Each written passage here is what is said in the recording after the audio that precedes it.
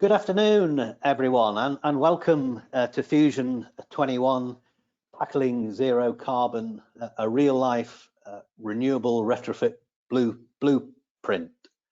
We're delighted that so many of you are joining. I'm sure that there's a few of you joining as we speak, but it's really great to have you all on board and hope you're all keeping safe and keeping well. While some would argue that the coronavirus is having the biggest impact in terms of currently reducing carbon within the world, there's absolutely no doubt that the need to provide energy efficient solutions for our homes has never been more important. This afternoon, we'll hear from two of Fusion21's key suppliers, ENGIE, Regeneration and Kensa Contracting, who are producing innovative and sustainable solutions to the future heating needs of our members during the building and refurbishment of their homes. This webinar will outline the benefits of ground source heat pumps, technology, and walk through a real-life renewable retrofit project featuring district heating with heat pumps in tower blocks. My name's Andrew Gray. I'm a member relations manager at Fusion21, and I'm just here to make sure that everything runs smoothly and also to introduce our two speakers. We're delighted that Richard Ray is able to join us. Richard only found out that he was able to do this webinar yesterday when his colleague Andy Merrin unfortunately has taken ill. So we're delighted that Richard, who is the business development and CSR director at ENGIE, is able to join us. Richard joined ENGIE 9 years ago when it was Apollo, then became Keepmoat before ENGIE took over in 2017. Richard is responsible for the South region's business development, bidding work and marketing and community impact teams. He trained as a civil engineer, and a major part of his job is now to share and develop ENGIE's zero carbon transition offer, helping clients achieve their energy targets and goals. And a big welcome to Richard. We also then have David Broom. David is Commercial Director for Kensa Contracting. He has over 13 years experience working with the design and application of ground source heat pumps. David joined Kensa in 2008 and works on large complex commercial applications of ground source heat pump projects. In the time with Kensa, he has played a key role in establishing shared ground loops as a recognised solution for tackling fuel poverty, carbon reduction, air quality, and energy security. We do want to hear from you, our audience. We're delighted to have over 200 people, and that number going up all the time, who are joining us this afternoon. You can ask a question at any time. Please use the question box, which you should see probably in the panel on the right hand side of your screen. So do feel free to ask a question at any time, and we will endeavour to answer those questions. Because Richard was a late stand-in for Andy, there may be some parts of the presentation that he may not be able to answer in full, and if not, we'll get back to any of the questions by way of a written response in due course. So without further ado from me, I'm now going to hand over to and welcome Richard to start his presentation. Welcome, Richard, and again, thank you for joining us at such short notice. Thanks, Andrew. Good afternoon, everyone. My name's Richard Ray, and yeah, I'm the Business Development and CSR Director for ENGIE Regeneration here in our Places and Communities South operation. As Andrew said, I was only drafted in yesterday on this as replacement for Andy Merrin, our Head of Innovation, Energy and Innovation, who unfortunately fell ill over the weekend. sending him our best wishes, and all I can think is that I wish I had missed the email volunteering me to present today. I hope to do it justice, but if there are any questions I can't answer today, then we'll be happy to receive them afterwards. Could you do me a favour, Andrew, and move on to the next slide, then come back to that one, please? Okay. Thank you. So I've told the kids to stay off fortnight for the next hour. My wife's teaching a class virtually in a separate room, so let's go. I'm going to start off with a statement that might sound a little odd. ENGIE is probably the biggest company in the world that you've never heard of. And the reason I say this is because it's been through several name changes over the years. But it was formed originally about 150 years ago to build the Suez Canal. Since then, ENGIE has become one of the largest sustainable energy companies in the world with a global turnover of £60 billion. Yes, in the past, it built and operated coal-fired power stations. And yes, it produced masses of carbon waste. But for the purposes of today, about 6 years ago, we went a major global strategy transformation to become the leader in the zero carbon transition for our customers and communities. What does this mean worldwide? Well, ENGIE sold over £20 billion worth of fixed assets in the last 5 years, including nearly all of its coal-fired power stations. And that money has been reinvested in renewable energy in companies like mine, which used to be called Regeneration. And before that, many of you may well know Apollo, Frank Haslam Milan, FHM that is, or Brambles, all companies with an excellent reputation for working with public sector clients in planned works in homes and public buildings. So a little bit about that, and why did they buy Keepmoat Regen? Well, as the slide shows, ENGIE's strategy in the UK is to focus on 3 key areas. We've got energy, services and regeneration. And in the UK, this combines to form a company with nearly £4 billion turnover and over 17,000 employees. Energy is delivered through massive wind farms, other renewables, storage, district heating, such as in the Queen Elizabeth Olympic Park site in East London. And we're currently working with the Nightingale Hospital in London to supply all of its heat and power there as well, having increased the capacity significantly for any sad overflow that it might need. But then, of course, we've also got the individual projects like we were talking about today in Enfield. Can you go back to the previous slide, please, Andrew?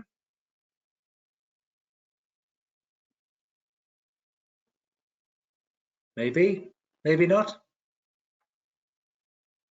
No, the previous one. You see, this is what happens when you have remote working. I guess we're all facing it at the minute. That's great, thank you. So services, as well as the energy. Services includes hard and soft FM in hospitals such as the Queen Elizabeth in Birmingham for any of our Midlands colleagues that are on this today, but also schools, civic offices like in Milton Keynes and commercial offices around the country. And then there's the regeneration side. ENGIE recognised that money isn't going to be made in the long term by supplying kilowatts. Money is going to be made, and let's be honest, we are here to make a profit, but money's going to be made by providing zero carbon as a service. And to us, that means providing a temperature in a building in a sustainable way by reducing the use of power and being able to invest in the upfront costs needed to deliver zero carbon as a service.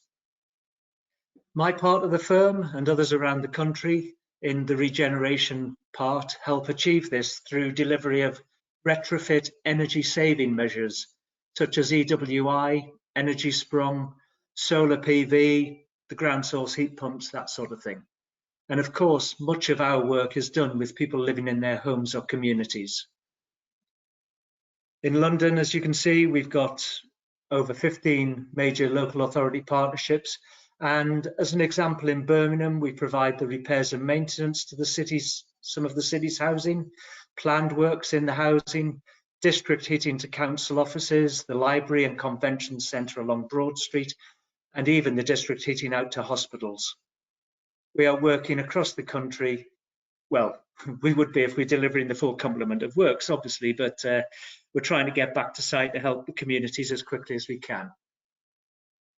Okay, a couple of slides forward, please, Andrew. And the next one. That's great, thank you. You probably already know, but there are 30 million existing homes in the UK currently, and about 80% of those will still be around, they reckon, in 2050. That means we need to be upgrading about 1 million energy and efficient homes per annum already to meet the UK's climate emergency targets. It's food for thought, I think. ENGIE is therefore bringing all its technical capabilities and financial strength together, partly shown on this slide, to help clients deliver on the sustainable development goals, all to help achieve the climate emergency plans. So whether it's infrastructure, new build, green mobility, or anything you see here, ENGIE can assist.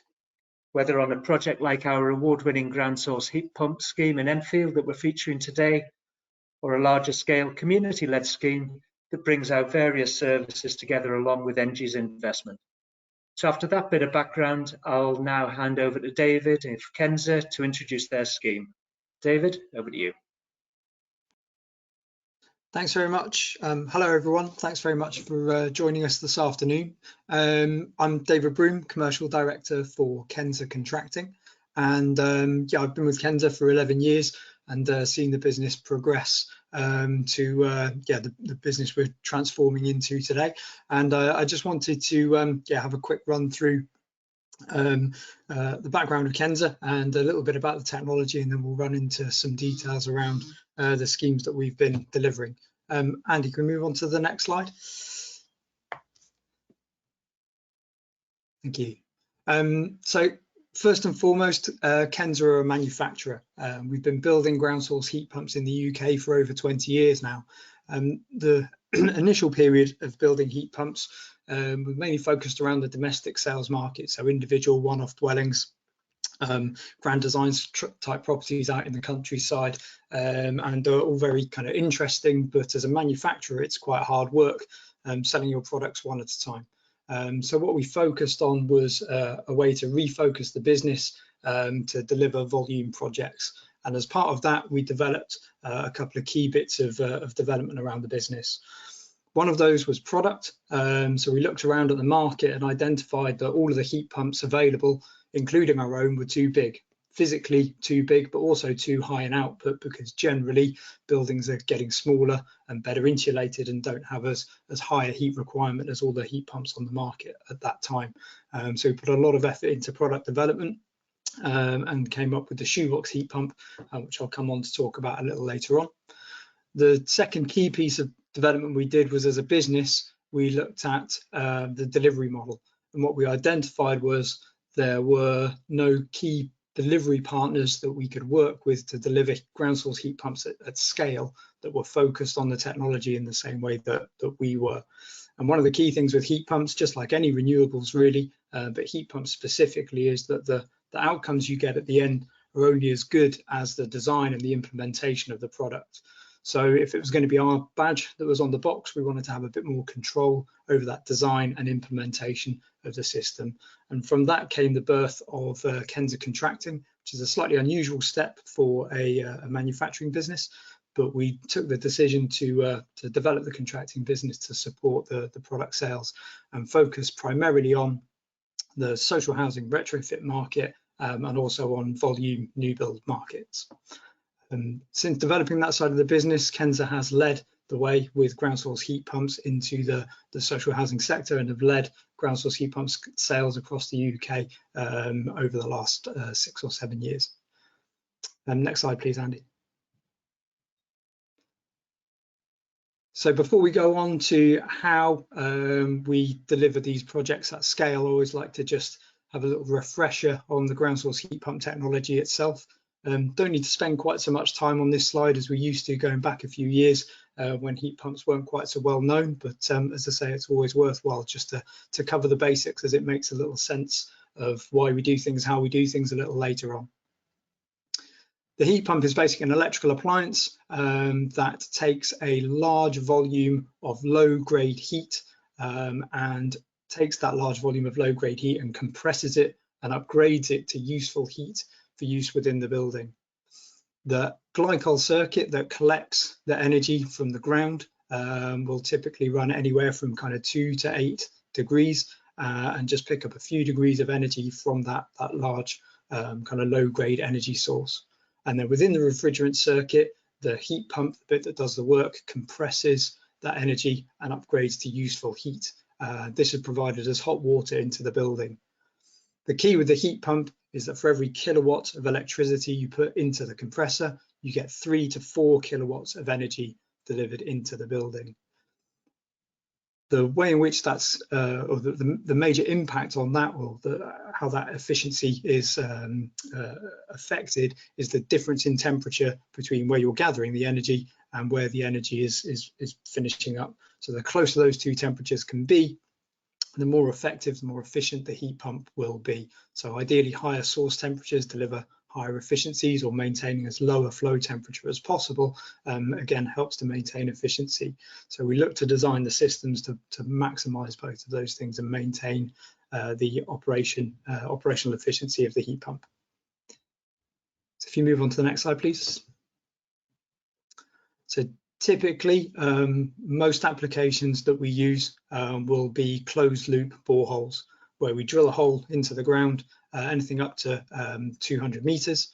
And I think you might need to click it to run the animation, Andy. There you go. So that's a scale image of a borehole to around 200 meters. Alternatively, we can actually gather the energy from water. So that can either be water source from an aquifer, from mine workings, or we can also use surface water in terms of kind of lakes or even from the sea. So there's lots of energy sources available dependent on the application that we look at, but more often than not, most projects that we look at would be closed loop boreholes, but it's the most kind of replicable of the technologies. All of the others are a bit more reliant on the individual kind of geology or the circumstance of the individual site, whereas closed loop boreholes are a little bit more reliable in terms of how we kind of design and apply them to an individual site. If we could move on to the next one, Andy, please.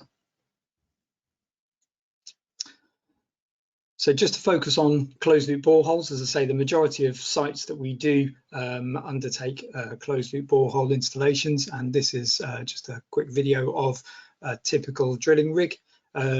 Most sites will use a mud flush drilling technique. So we have the rig set up with the hollow drill rods. We pump the water down through the drill rod to reach the base of the hole, where the drill bit is drilling out the rock, and then the water's forced up the outside of the hole that's just been drilled, and that brings all the risings and the cuttings from the drillings with it.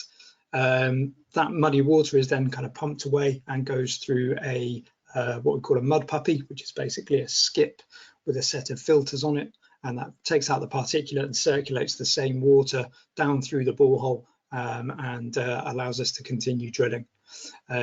So with that technique, in most geologies, that will be effective. And generally speaking, hard rock is preferred. It can be a common misconception that it's difficult to drill in hard rock. Actually, harder rock is preferred. One, because when you drill the hole, it stays as a hole and is much easier to install the borehole probe, and also the harder rock is more dense and therefore more thermally conductive, so we can get a little more energy out of the same hole, or drill a little bit less deep to get the same amount of energy out of the borehole. Each borehole is generally 150 mil wide, and as I say, we'll drill with the medium-sized rig, one shown here, up to about 180 to 200 meters deep. The deepest hole that we've drilled to date would be around 230 meters, which I think was at the site at Enfield that we'll come on to a little bit later on. Once the hole's drilled, if you run that second video, Andy, once the hole's drilled, it's a pair of 40 mil HDPE pipes that are fed down into the hole. This is the borehole probe, and that's literally just fed down into the hole that we've drilled with a decoiler until it reaches depth. So it's two lengths of 40 mil pipe with a single fusion weld U bend at the bottom. That borehole probe is pressure tested at the factory. It's then pressure tested once the borehole's installed, and then pressure tested a third time once the system comes for commissioning. So once it's run through 3 sets of pressure testing, we can be confident that that borehole is holding pressure, and that borehole will be there for the life of the system. So that's the standard drilling process, and typically we'll get kind of three to four dwellings worth of energy out of a deep borehole. Now we move on to district heating. Now, at the kind of inception of the non-domestic RHI, originally it was clear that the non-domestic RHI was going to be the more generous of the funding routes compared to the domestic RHI, and certainly for the key markets that we identified in terms of social housing retrofit and new build markets, it was a more attractive proposition, and in fact new build developments are excluded from the domestic RHI. So we identified that a district heating solution would be the best way to go. What we also found that was with traditional district heating, there are some limitations, particularly when you put a heat pump in the middle. The biggest issue that you come across is no matter how well you insulate the pipe around the development or around the scheme, you still have a heat loss from that pipe. Someone's got to pay for that heat loss, and that ends up being the tenant, and that heat loss also reduces your overall system efficiency. With traditional district heating systems, you also have to have heat metering and billing in place. So you have to have a management and administration process in the middle to deal with the billing and management, and that adds a running cost to the system as well. And you can get to a point where you're at a running cost of kind of £250 per dwelling before anyone's used any heat. Particularly with heat pumps, it also provides a challenge with the production of domestic hot water, because we want to run that district heating system at as low a flow temperature as possible to maintain the heat pump efficiency. So for all of those reasons, we identified that kind of district heating in its traditional sense wasn't going to be the optimum way that we would look to run our ground source heat pumps. The solution we came up with was what's now known as shared ground loop, whereby we connect multiple boreholes together to feed multiple heat pumps. And because 3/4 of the energy that we're delivering is coming from the ground, we got agreement from Ofgem that because that plant, effectively the bit producing the energy, is shared between multiple dwellings, that met the classification of it being a district heating system and therefore qualified for the non-domestic RHI. But once we got beyond the RHI accreditation, we found there are lots of other benefits to operating the system in this way. Primarily, all of the distribution system, the connecting pipe between all of the individual heat pumps, is at ground side temperatures. So it's running at typically anywhere from kind of 2 to 6 degrees. This we remove all system distribution losses from the system, making a saving for the tenants and maintaining our operating efficiency. We then have individual heat pumps within each dwelling. Those heat pumps are downstream of the end user's meter, which means that they only pay for the heat that they use as part of their electricity bill, and it means they only have a single standing charge for electricity. They don't have to pay to any other kind of utility. All of their heat is provided by the electrical supply to their heat pump. So all of their heat is just part of their electricity bill. The system kind of application design in that way gives us lots and lots of flexibility. We can install as small as 2 heat pumps connected to a single borehole, which still qualifies as district heating, but actually allows us to scale up to look at larger and larger buildings, but also communities, linking together multiple heat pumps of different sizes, potentially all to the same ground loop, and operating it as a heat network in that way. What we also did is we designed the heat pump such that the ground side circulating pump that pushes the fluid through the ground array is also individual to the heat pump. This means that there's no central plant within the system whatsoever, so there's nothing for the system owner to own, operate or maintain. All of the pumping is also individual to each individual heat pump, and as shown in the animation, this means that when a single heat pump is calling for heat, that one little circulating pump within that pump can provide the flow rate required for that individual heat pump. And then as more heat pumps turn on, more circulating pumps run and the flow rate increases, so that the flow rate within the ground array is naturally just modulating to the flow rate required by the number of heat pumps, and the whole thing just naturally self-modulates. Again, it just keeps the design and the application of the system really simple. Once the pipe sizing is done and the whole system is hydraulically balanced, it just runs off the individual pump. The key thing as well with the heat pumps being individual to the end user is that it does away with the need for any heat billing. So we don't need an ESCO in the way to administer the billing. It's all individual to the end user.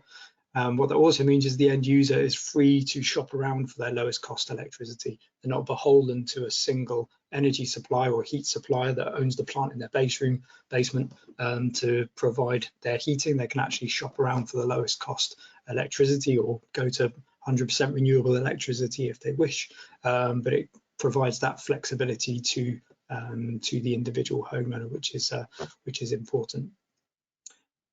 If you want to go to the next slide.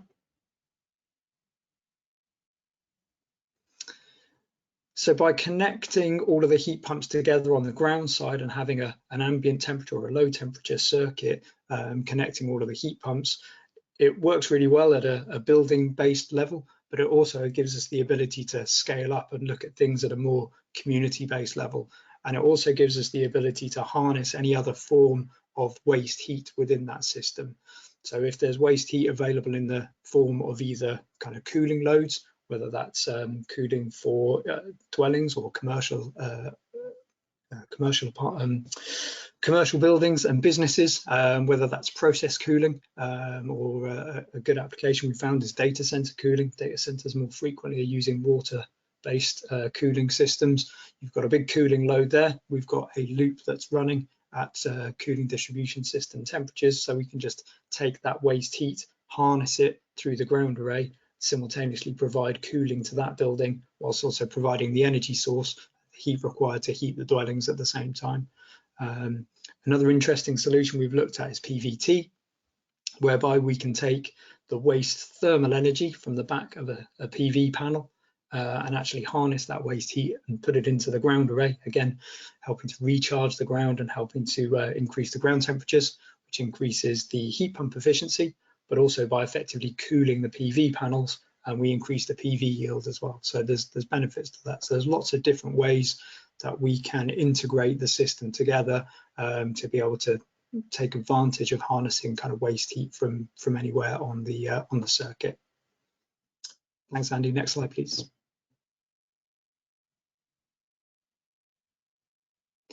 So once we've gathered the energy, we move into the dwelling itself, and this is where we have the other bit of product development, business development I mentioned, the innovation of the Shoebox heat pump.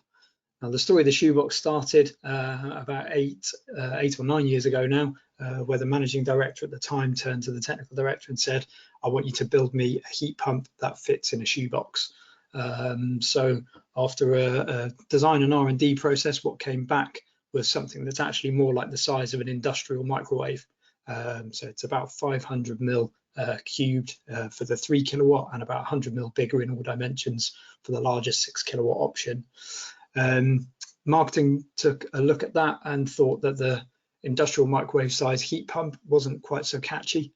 So we decided to stick with the name Shoebox when we took it to market. But the product was designed to be as small and as quiet as it could possibly be, to be able to deliver heat to a typical individual dwelling. So it's small enough and quiet enough to fit within a standard airing cupboard, and is designed to provide space heating and domestic hot water. So it's ideally suited to flats, small houses, new build dwellings up to 1 or 2 bedrooms for the 3 kilowatt, and then larger dwellings and generally social housing retrofit projects of kind of 2 and 3 bedrooms and upwards. The larger 6 kilowatt unit is used. The electrical loading of it is not much more than a domestic, or it's actually with the 6 kilowatt, sorry, it's about the same electrical loading as a typical kettle, and the 3 kilowatt is only about a 800 watt rated compressor, so it's a very small electrical load. The heat pump itself is actually a high temperature unit, so it's got a 134A refrigerant in it, which allows us to develop at the top end high temperature waters up to 65 degrees from the compressor. The heat pump works on hot water priority, so it will heat a hot water cylinder on hot water priority, typically over the course of 1 or 2 hours, and that would be over the night or during the middle of the day when there's not much call for heating, and that stored water will give you enough water available for the next 24 hours use in the home. And that's kind of sized to deliver the hot water requirement for the individual property.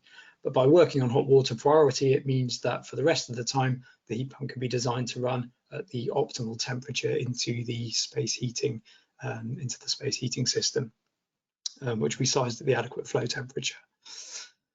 We designed it to be as small and as simple as possible, and as you can see on the top, we've got 4 valves, a ground side flow and return and a heating side flow and return, and then the controls connections are also designed to be as simple as possible. So we're trying to take out some of the mysticism and the specialisms of ground source heat pumps and make it such that from kind of the heat pump onwards, it's more the job of a standard M&E contractor to undertake the installation of the heat pump. It's a W-plan heating system with a 3-port diverter valve and a standard hot water cylinder on the other side of it.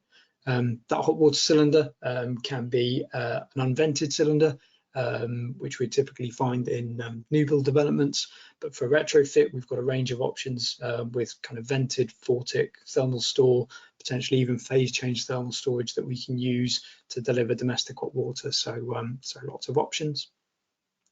From a service and maintenance point of view, it's designed to be easily replaced. It's quite difficult to work on within the field because it's so kind of small and compact.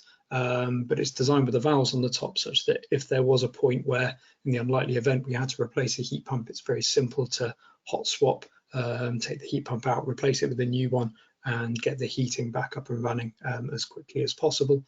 And on some of the large scale social housing retrofit projects we've been working on, we'll work with the in-house DLOs, train them to provide the heating system or the heat pump replacements in the event that a heat pump did need replacement. But generally, the heat pump itself is very low service and maintenance requirement. There's not really anything you can proactively do to service or maintain, certainly the compressor circuit within the heat pump. There's no flue or ventilation requirement because there's no combustion, so there's also no mandatory requirement for an annual safety inspection. A bit like the compressor in the back of your fridge at home, you don't need someone to come out and undertake service and maintenance for your fridge, much the same for the compressor in the heat pump. It is a heating system, it's a heating circuit, however, so an annual kind of inspection does make sense just to check that pumps are spinning, valves are moving, pressure is being maintained, but the annual service inspection doesn't require too much more than that. Next slide, please. So onto the heating distribution system. Within the dwelling, our view was we wanted to keep the controls and the operation of the system to the end user as simple as possible, and also as close to mimicking like for like the system that they've been used to.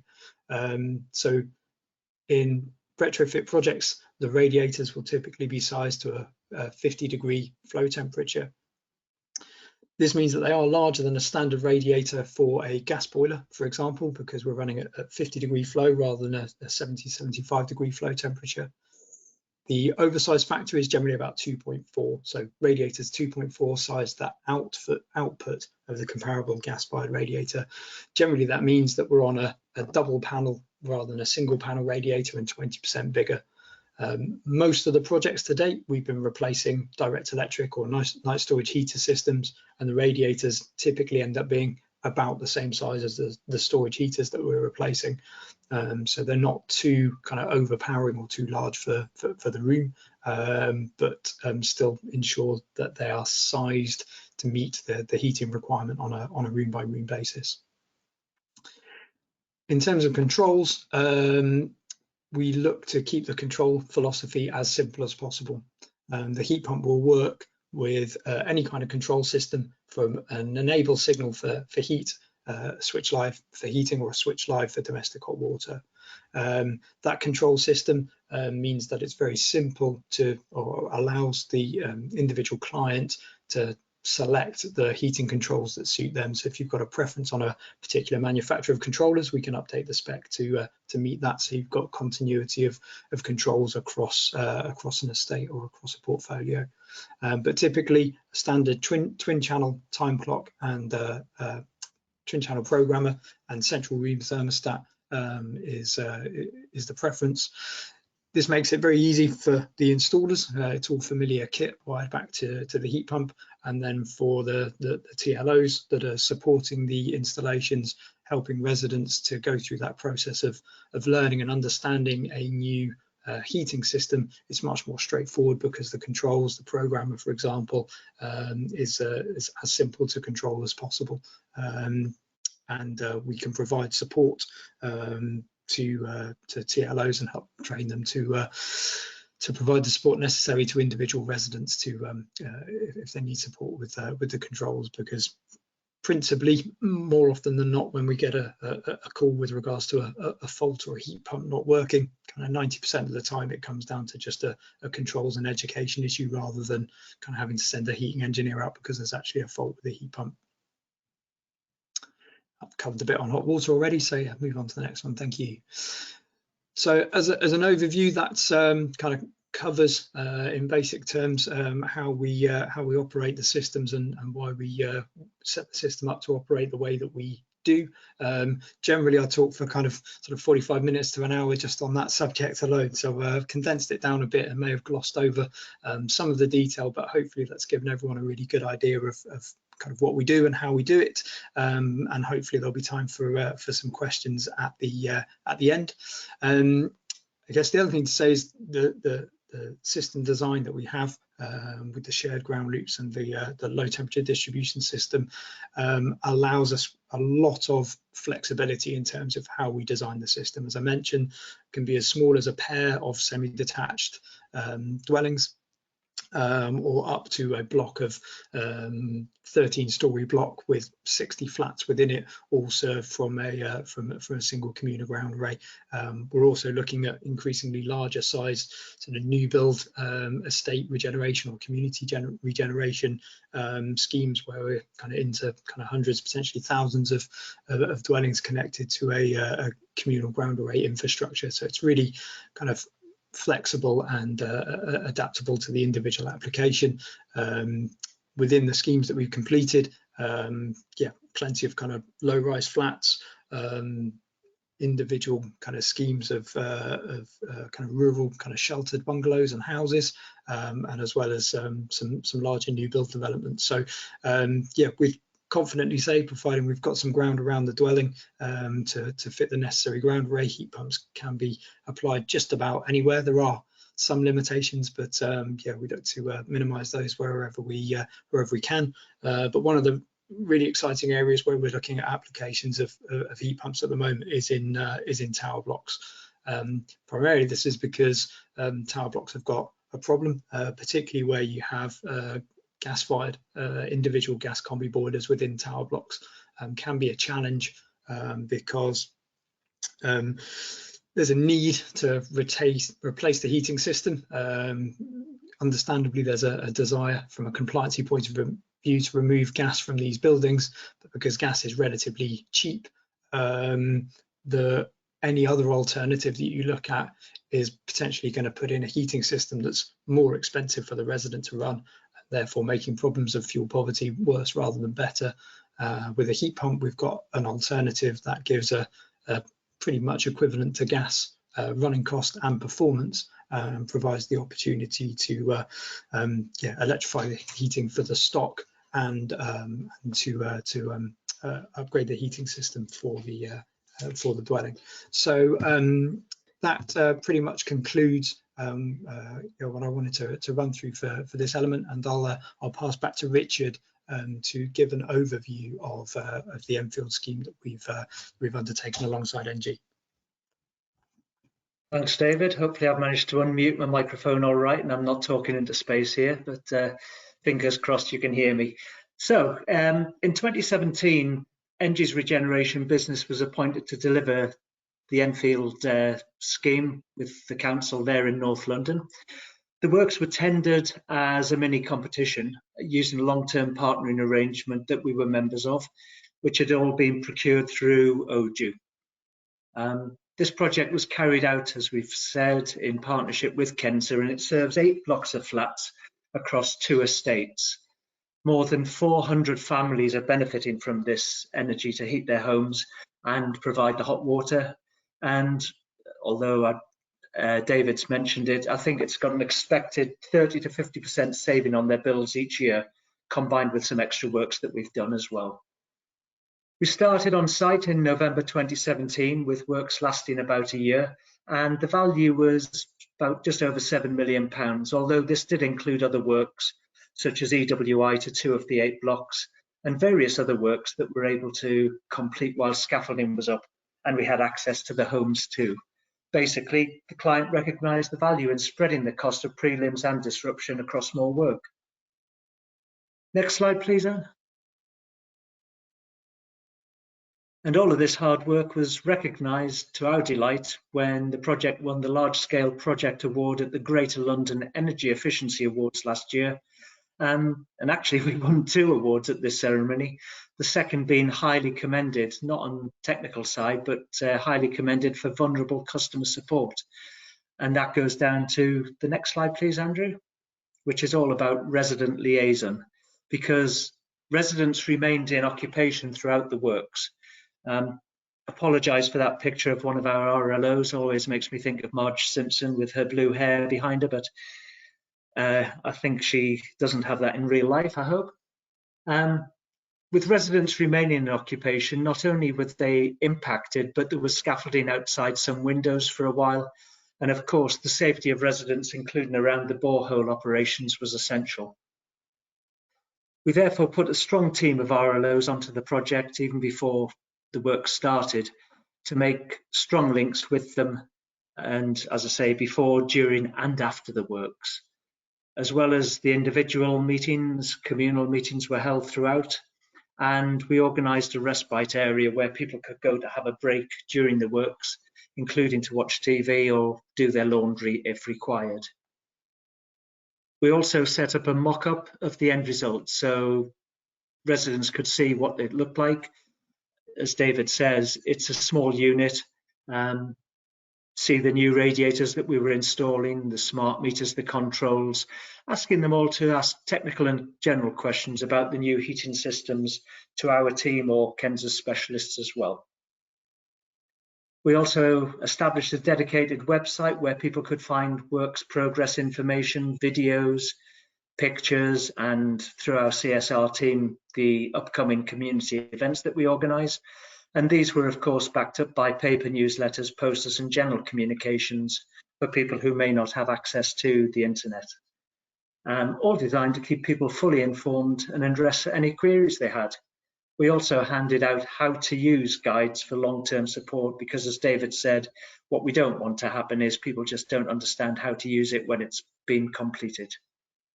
Next slide, please, Andrew. Now, the reason that my colleague Andy Merrin was due to be speaking to you today was because he heads up our in-house energy and innovation team of 11 people here in London. Andy's team carried out thermal image surveys on the blocks that required external wall insulation works, which are pictured there, to assess the building's condition. And what this did was allow us to tailor the EW design to maximise value for money for the council. We worked closely with Kensa on their heat network borehole arrays as well. And obviously the design also reached inside the blocks, with the communal risers and each flat's layout having to be agreed. And also as part of their work, Andy Merrin's team also identified efficiency measures and funding sources. And as David explained, that included obtaining funding for Enfield through energy company obligations and the renewable heat incentive scheme. So as we said earlier, if you've got any questions about anything you hear in this presentation, probably Andy's the man to talk to when he gets better. We're obviously here, happy to assist. Next slide, please, Andrew.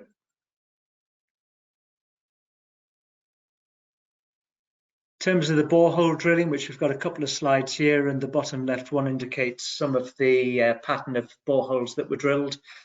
It was the first phase of works on site before any other trades commenced. That said, as I explained, we start communicating with residents right from the very beginning to make sure they understand what's taking place. You can see from the drilling rig, the borehole pattern there. Residents are going to be affected, so it's vitally important we keep them on board and they understand what's going to take place. We move on to the next slide, please.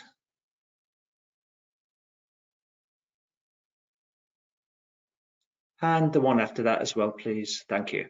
Trenching and headering. As David explained, the network of boreholes is one thing, but you've got to get the heat into the blocks.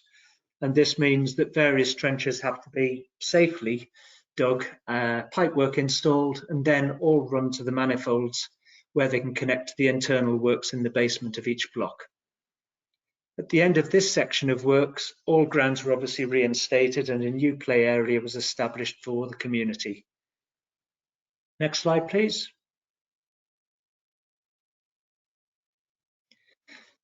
In terms of the risers, well, in order to get the warm water from the basement to each flat, a series of risers are installed in each block. A number of pipes are used to provide capacity, and then branches are taken off each floor to serve that floor's flats. Obviously, coming so soon after Grenfell, fire stopping was an extremely high priority, and rightly so. The pipe work, as I say, is taken into each flat at ceiling level, so that and fire stopping throughout the risers was absolute top quality throughout. Next picture, please. Well, there's a picture of the branches going into the individual flats. Okay, next one, please. So looking at the flat installation, once inside the flats, the riser branches are connected to the new heat pumps in each individual flat. We then installed new pipework to storage cylinders, radiators to transfer the heat via the heat pumps around the resident's home. New heating controls, as David explained, are fitted. That gives individual control for each family. And we get good feedback from that, which has been really appreciated as each flat's use is now reflected in their own individual bills, giving them greater control. ENGIE delivered the overall works to the scheme using a holistic approach, carrying out window and door replacements, the heat pump, the controls, the pipe work, all at the same time, because basically we didn't want to go back and cause additional inconvenience to each family. Yeah, the time taken for each flat is slightly higher, but overall it's reduced, and I think that's important to minimize disruption in the long term. Certainly, I think our client has found that they got good feedback from the resident, and as shown by the award we gained, people recognize that too. On average, our team completed the internal works in each property in only 3 days. As you can see, the heat pumps are simply fitted to the resident's airing cupboard. Not yet, not yet. Resident's airing cupboard and a new domestic hot water cylinder installed above. Our RLOs maintained contact with the residents on a daily basis while work was ongoing on their home, helping to ensure safety for the whole family, but also being available to address any concerns raised. And at the end of the installation, the RLOs ensure that the controls and overall operation are fully understood. Our aim with all of this work basically was to help Enfield's residents get an affordable heat and hot water solution for the blocks that were previously energy inefficient. We've managed to get a reduction in carbon, a reduction in costs, all while improving their comfort. Now that works for me, the residents and the planet. I hope you agree it can work for you. Thanks for listening to me. I hope you found it of interest. I'll now hand you back to Andrew to conclude. Thank you very much, David and Richard in particular for for those presentations. The great news is we've had a lot of questions. The sort of bad news is that we've probably only really got sort of 10 minutes to go through them. But as I said at the beginning, thank you if you have asked a question, and we'll make sure that we get back to you individually and collectively in terms of we'll do some written responses to all of the questions. But in terms of trying to sort of get a feel for some of the questions, I'll sort of put a few of them together. One question has been around sort of subsoil conditions and so on, and in particular somebody asked about London clay, but generally speaking, in terms of is there sort of optimum, and are there issues of certain ground conditions where this solution may or may not work? Where it becomes problematic? Yeah, no, absolutely. So one of the things in the UK is the geology is really quite varied.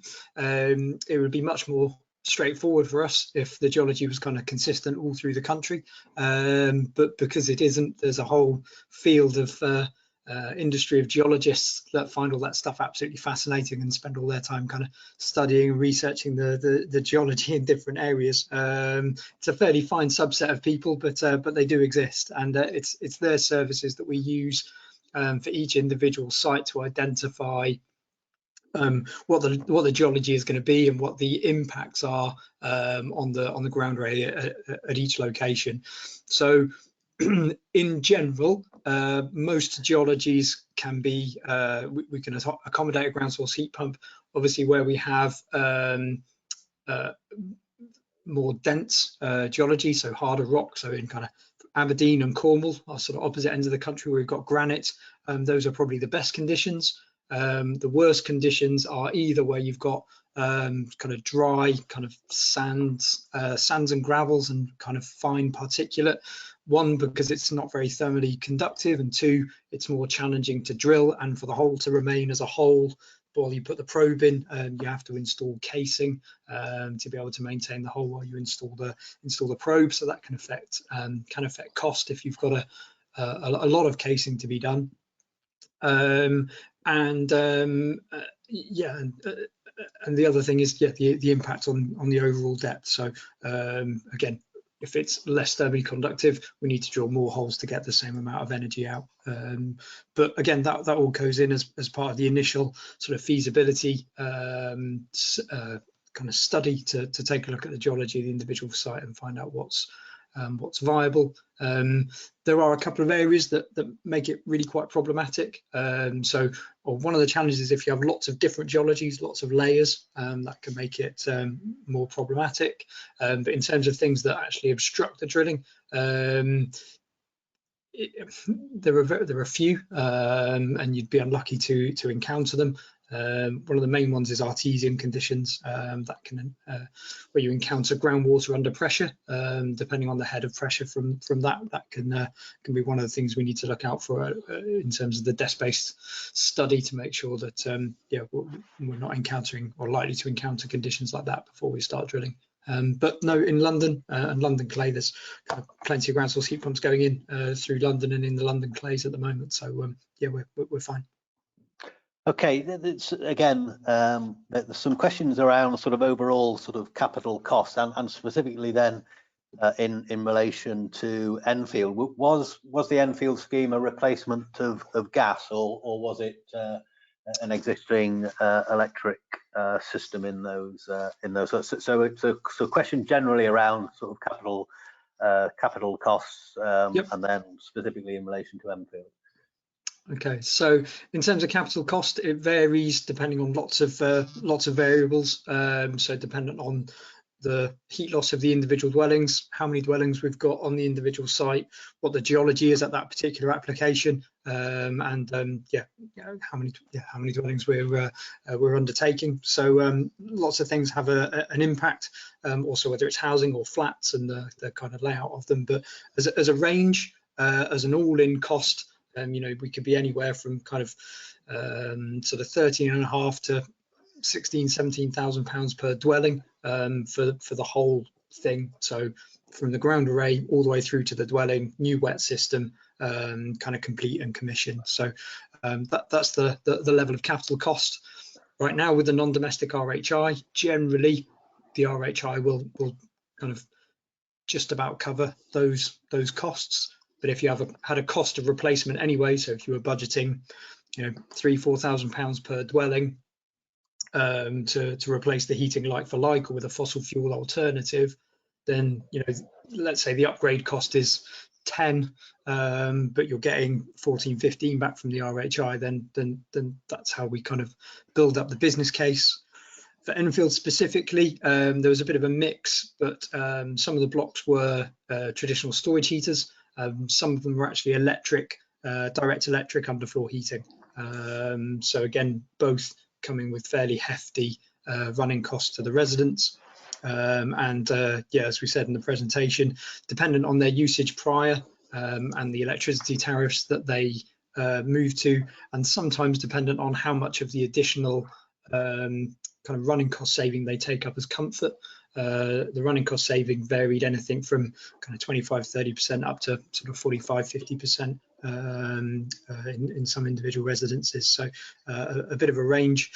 There is another scheme up in Sunderland we're undertaking at the moment, also with ENGIE, where we are replacing individual gas combi boilers. So that scheme's ongoing at the moment as well.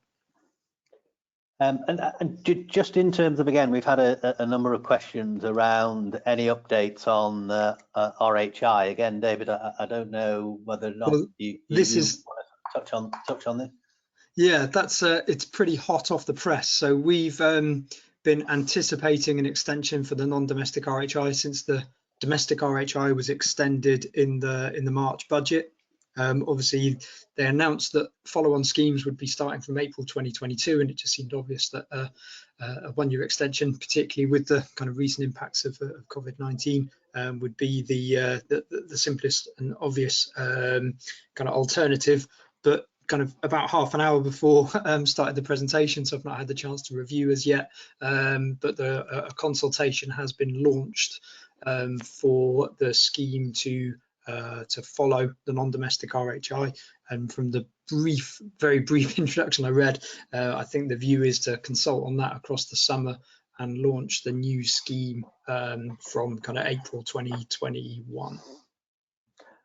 Okay, thanks. Richard, anything you wanted to add in terms of those questions, and in terms of, again, I don't know whether it's too early to tell, but there have been a couple of questions around the reaction of residents to the thing. David mentioned about Gen 2, and I've actually been up to the Gen 2 tower block scheme, and the residents I spoke to there were delighted with the installations. Is there anything to report in relation to resident satisfaction?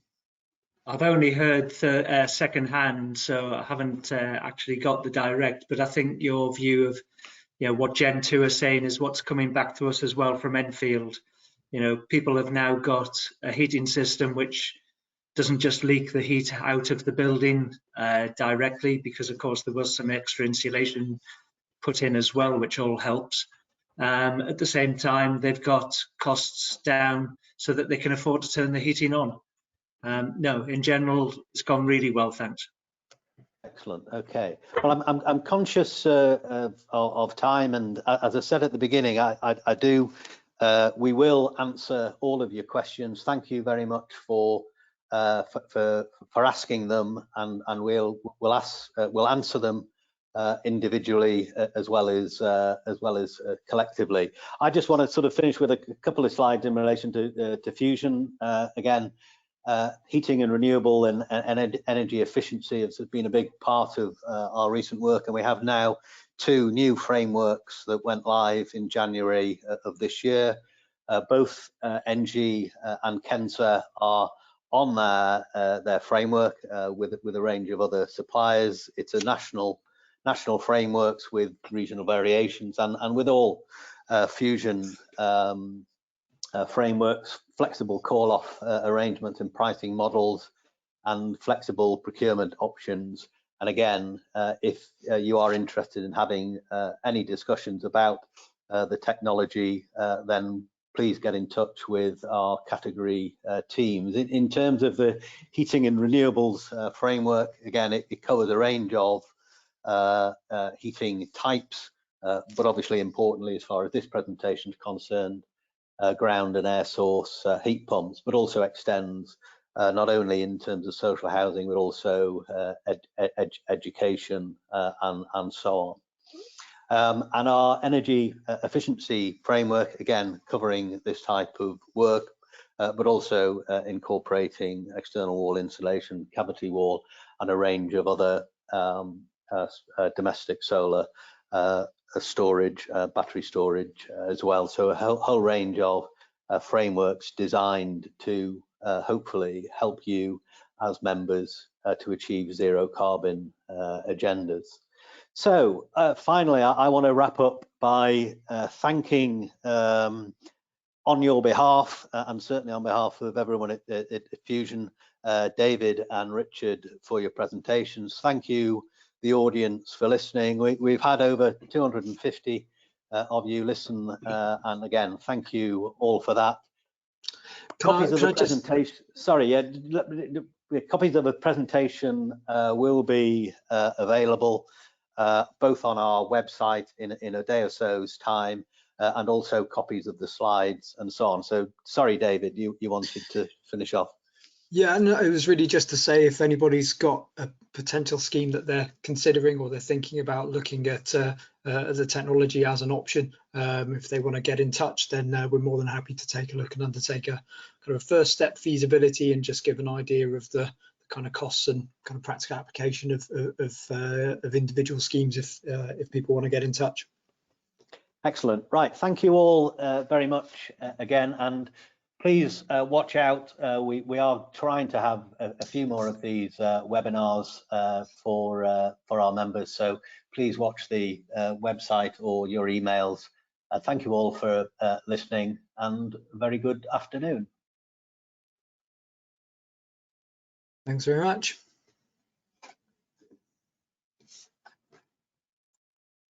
Thanks, everyone.